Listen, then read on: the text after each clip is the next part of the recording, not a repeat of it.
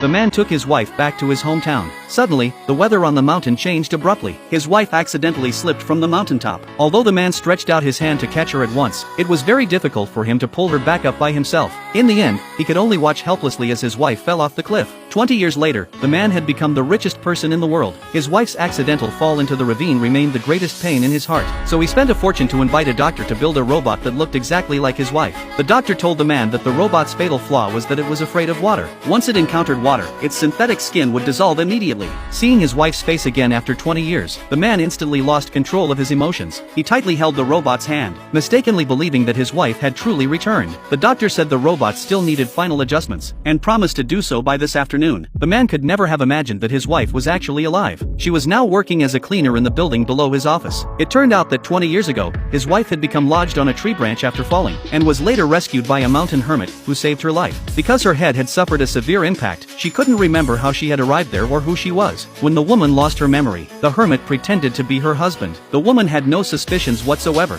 and thus became the hermit's unpaid labor. Unable to endure the hermit's gambling addiction and depraved behavior, 20 years later, the woman escaped the mountain and came to work as a cleaner at the tycoon's company. Suddenly, the hermit called to scold her for running away, demanding that she return $500,000, otherwise, he'll hand her over to her creditors as a maid. The woman knew very well that if she couldn't come up with $500,000, the hermit will never let her go. But she was just a cleaner, earning less than $4,000 a month despite her hard work. She couldn't think of any way to make $500,000 in the short term. At the height of her despair, she unexpectedly discovered a fire on the upper floors of the headquarters. Being kind-hearted, she rushed up to save someone right away. It turned out that the fire had broken out in the area where the doctor's robot was being developed. The doctor's 2 decades of painstaking research on the robot went up in flames. He was worried, not knowing how to explain it to the man. The woman entered the room, urging the doctor to leave the dangerous area immediately. As she spoke, she tried to drag the doctor down the